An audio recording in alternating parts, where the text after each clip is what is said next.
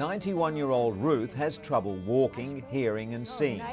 But with the help of 81-year-old Stella de Jauregi, the frail senior is able to get around safely.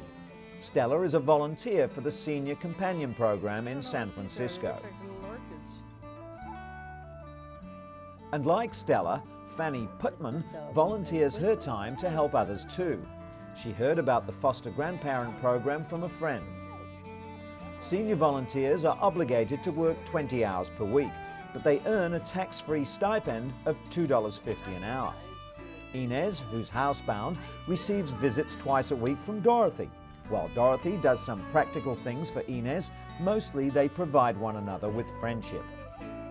For these aging volunteers, work helps keep them feeling young, active and healthy.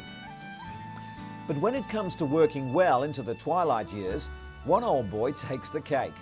He's 95-year-old Ramaswamy Lakshmanan, and his ability to carry on with his medical profession for the last 11 decades has earned him a place in the Guinness Book of World Records. Recognized by the Guinness Society recently, Lakshmanan is the oldest medical practitioner in the world today.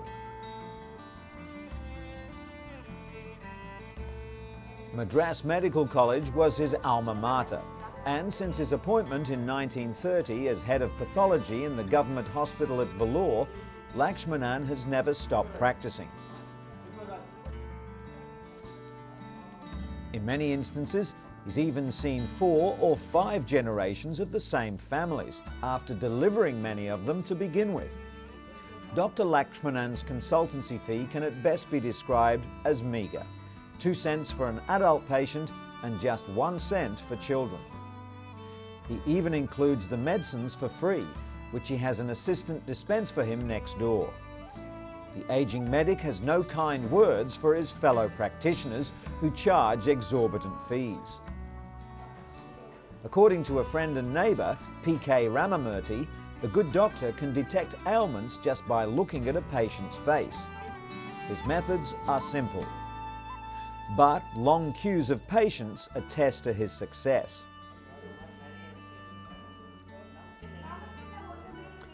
On average, he sees 60 people each day.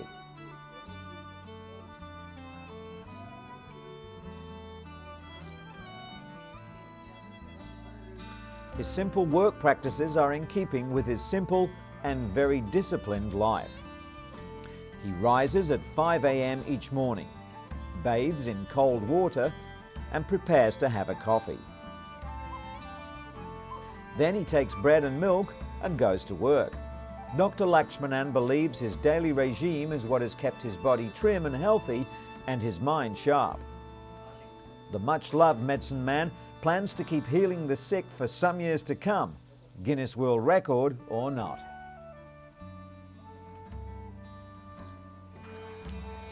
Your skin sags a little, your memory isn't what it was, and your body seems to have a mind of its own.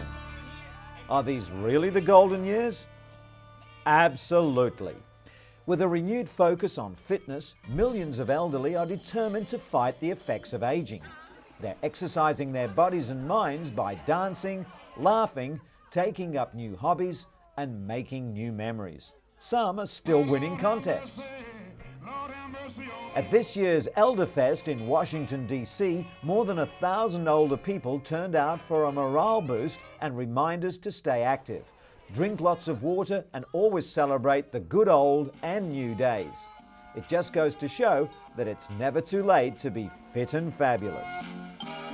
And proving that it's never too late to be a beauty queen, 91-year-old Dolores Garces was recently crowned Miss Grandmother in Mexico City.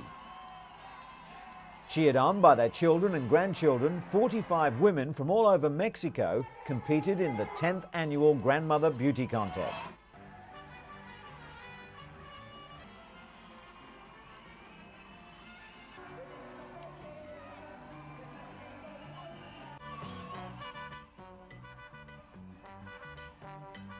While there was no bathing suit competition, contestants strutted their stuff in glamorous evening gowns and traditional Mexican dresses. Contestants were even quizzed on current events. Pageant organisers have received positive feedback from senior citizens who love the show. In addition to the crown, Garces will receive various beauty products and trips to popular Mexican tourist towns.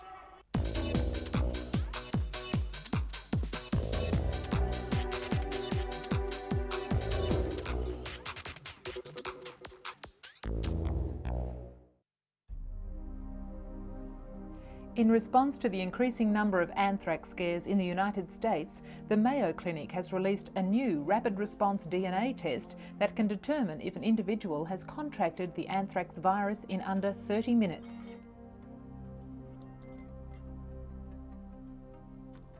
Until now, tests have taken several days to identify the presence of anthrax. The test takes about 1 minute to prepare, and the Mayo Clinic claims results are accurate, even if there is a low level of bacteria present. Roche Diagnostics has distributed testing kits to 24 selected laboratories throughout the US at no cost. The test has not yet been approved by the US Food and Drug Administration, and it is not clear when or even if it will be in the near future. Another response to America's anthrax scare is a $25 home test kit. Pure Test claims to detect anthrax spores in the air, water and on surfaces. Some are warning such kits will only heighten already jittery nerves, while others argue they could help reduce unnecessary calls to overloaded police and physicians. Despite alarming scenes like these, the government continues to appeal for calm, but it's a message that's ringing hollow in cyberspace. Internet pharmacies are swamped with Cipro orders, the powerful anthrax antibiotic. Unnecessary use of Cipro can actually cause more harm than good by building up resistant bacteria. But as the threat of anthrax contamination continues, the message to stay calm is increasingly falling on deaf ears.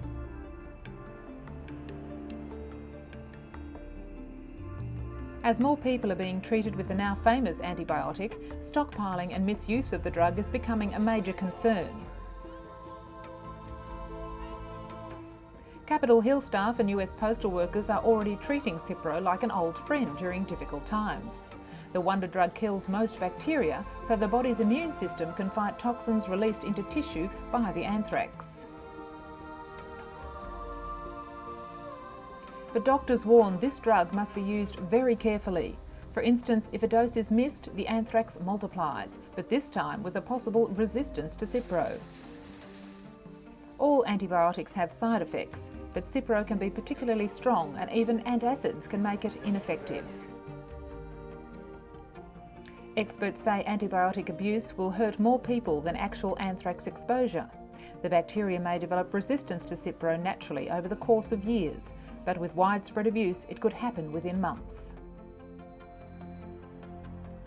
As a result of the recent spate of anthrax attacks in the United States, biologists and other researchers are taking steps to raise security at universities and institutions where hazardous bacteria is stored.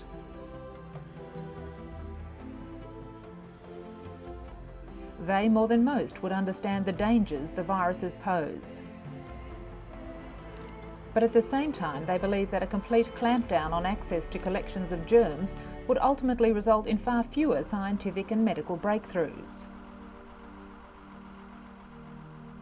Many universities instituted several immediate measures, such as obscuring information on data they possess on dangerous organisms, especially since discovering that the anthrax virus was most likely stolen from a research laboratory or institute. Meanwhile, the United States remains on a heightened state of alert, aware that the nation may be subjected to reprisal attacks following the relentless waves of airstrikes the military has rained down on Afghanistan. So far, at least 15 people have tested positive for anthrax and several have died.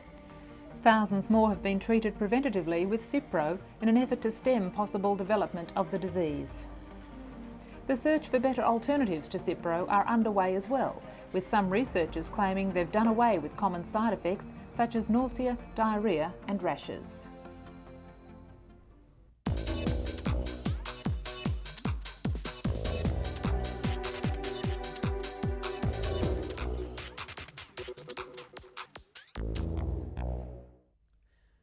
Delia Gamboa suffers from postpartum depression, a crippling condition which affects more than 15% of new mothers.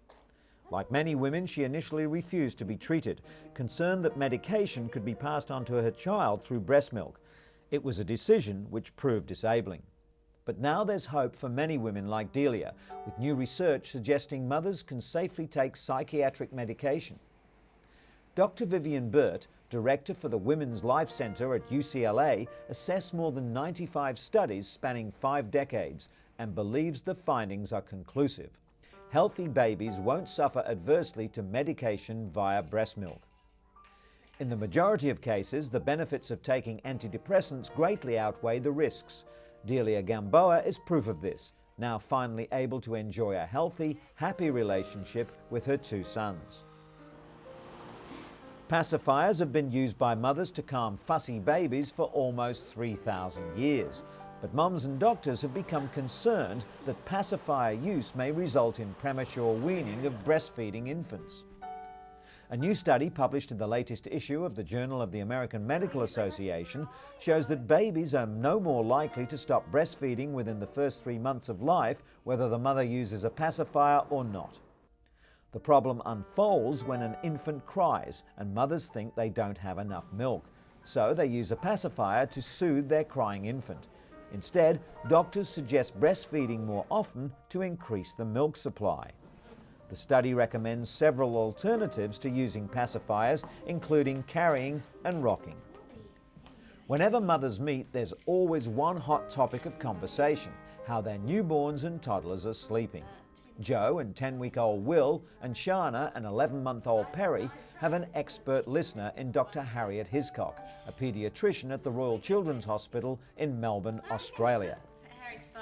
Dr. Hiscock has surveyed 740 new mothers who've had problems with their child's sleep. She advised them when to calm their fussy babies and when to let them cry, which not only ensured better sleep, but helped the mums ward off postnatal depression. The controlled crying approach thus improves the well-being of both child and mother. Sally Bernard takes a break from her hectic schedule to visit with her 13-year-old son Bill. He was diagnosed with autism at age 4, but she says he showed symptoms almost 2 years earlier. Just down the hall at a Cambridge, Massachusetts hotel conference room, Sally takes part in the first public hearing on the risks of mercury used as preservatives in several childhood vaccines. Hundreds of medical experts also attend the gathering before the US Institute of Medicine, including Dr. Jeff Bradstreet, who's studying the mercury levels in about 200 autistic children. He believes they had many times more mercury as other healthy infants and suspects that mercury may cause autism. Studies have shown at just 3 months, some infants receive more than 100 times the EPA safe limit for mercury. But whether these exposures cause developmental disorders warrants more research. The FDA says older vaccines still contain thimerosal, a preservative containing mercury. But all childhood vaccines are now available without this preservative. And so we come to Ganga and Jamuna Shrestha. They were discharged from Singapore General Hospital recently and were able to go home with their parents to Nepal. The now separated Siamese twins will live in the Nepalese capital, Kathmandu, with their family and will be supported by a team of medical experts from Kathmandu Hospital.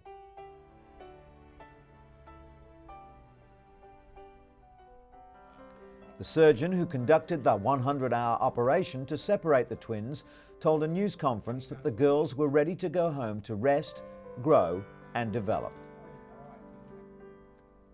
Professor Ho Yun explained that the 18-month-old girls had already been through quite an ordeal, such as major operations every other day for about 3 to 4 months.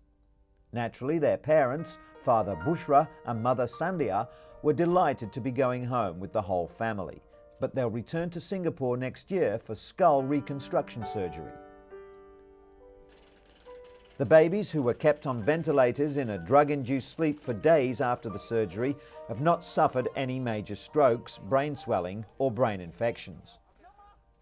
Doctors said Jamuna, the stronger of the two, now tries to roll over and is learning to sit. Though slightly heavier at 8.2 kilograms, Ganga has yet to catch up with her sister's development. The costly operation, which utilised 3D computer imaging of the girls' skulls, was paid for by a pool of public donations that poured in to cover all costs, while doctors offered their services for free.